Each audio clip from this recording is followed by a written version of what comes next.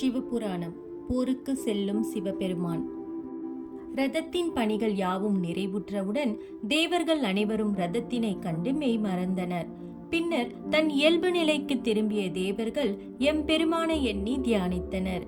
எம்பெருமானும் போருக்கு செல்வதற்கு தேவையான ஆடை அலங்காரத்தோடு தேவர்கள் முன்னிலையில் தோன்றினார். அவ்வகை சிகை அலங்காரத்துடன் ரதத்தில் அமர்ந்தார்.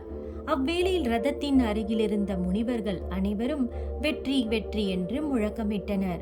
அகிலத்திற்கும் அன்னையான பார்வதி தேவி எம்பெருமானின் அருகில் அமர்ந்து திரிபுர சம்ஹாரத்தை காண வேண்டினார். பின்பு இந்திரன் முதலிய தேவர்கள் அனைவரும் அவர்களது விமானங்களில் அமர்ந்து யுத்தத்திற்கு தயாராக இருந்தனர். ரதத்தில் தேவி அமர்ந்த பின்பு எம்பெருமான் பிரம்மதேவரை கண்டு புறப்படலாம் என்று கூறினார். எம்பெருமானின் ஆரோகணத்தை கேட்ட பிரம்மதேவர் கடிவாளத்தை இயக்கி அயத்தினை இயக்கினார். ரதமானது புறப்பட்ட இடத்திலிருந்து சிறிது தூரம் செல்வதற்குள் ரதத்தின் இருசுகள், அதாவது வண்டியச்சு, முறிந்து ரதம் நின்றது. இருந்தும் சர்வ வல்லமை கொண்ட சிவபெருமான் அருகில் இருக்கும் போது வேறு எவரின் நினைவுகளும் இன்றி முழு முதற்கடவுளான விக்கணங்களை கலைபவரான விக்னேஸ்வரனை வணங்கலாம் போருக்கு புறப்பட்டார். இவர்களின் செய்கையால் கோபம் கொண்ட விநாயகர் தேரின் அச்சை முறித்து தேர் புறப்படுவதில் தடையை ஏற்படுத்தினார். இப்போது எம்பெருமான் தனது திருவிளையாடலை தொடங்கினார். அதாவது கணபதி வணங்காது எச்செயலை தொடங்கினாலும் அதில் வெற்றி கிட்டாது என்று வரமளித்த சிவபெருமானே கணபதி வணங்காது ரதத்தில் அமர்ந்து ரதத்தை புறப்பட சொன்னார். தன் தந்தையான எம்பெருமான் தன்னை வணங்காது புறப்பட்டாலும் தேவர்கள் அனைவரும் தன்னை மறந்தமையாலும் ரதத்தின் இருசுகளை முறித்து திரிபுர பயணத்தில் தடையை உண்டாக்கினார் விநாயகர். தேவர்கள் அனைவரும் ரதத்தின் வண்டியச்சு முறிந்ததைக் கண்டு அச்சம் கொண்டு திகைத்து நின்றனர். இதன் காரணத்தை அறிந்த சிவபெருமான் தன் மைந்தனான கணபதியை நினைத்து செய்யும் செயலானது எவ்விதமான தடையுமின்றி வெற்றி பெற வேண்டும் என திருவுள்ளம் கொண்டார். அதனால் சிவபெருமான் பிரம்மதேவரிடம் கணபதியை வணங்காது தொடங்கிய எந்த ஒரு செயலும் வெற்றி கொள்ளாது.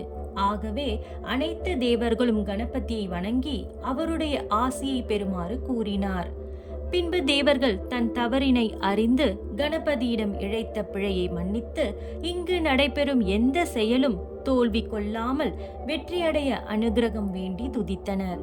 தன் தந்தைக்கு இன்னல்களை ஏற்படுத்துவது என்பது முறையானதல்ல என்பதனை உணர்ந்த விநாயகர் தேவர்கள் செய்த தவறினை மன்னித்து அவர்களுக்கும் காட்சியளித்தார்.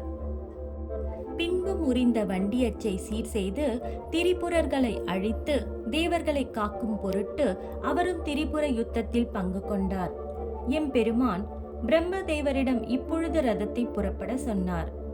பிரமிக்கத்தக்க இந்த ரதமானது திரிபுரத்தை நோக்கி தனது பயணத்தை இனிதே தொடங்கியது.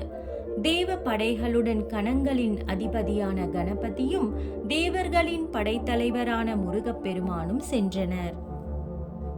மதியிழந்த அசுரர்கள் தங்களின் நகரத்தை தாக்கி அழிப்பதற்காக தேவர்களும் அவர்களுடன் எம்பெருமானான சிவபெருமானும் வந்து கொண்டு இருப்பதாக அசுரர்களின் ஒற்றர்கள் வேந்தர்களிடம் தெரிவித்தனர்.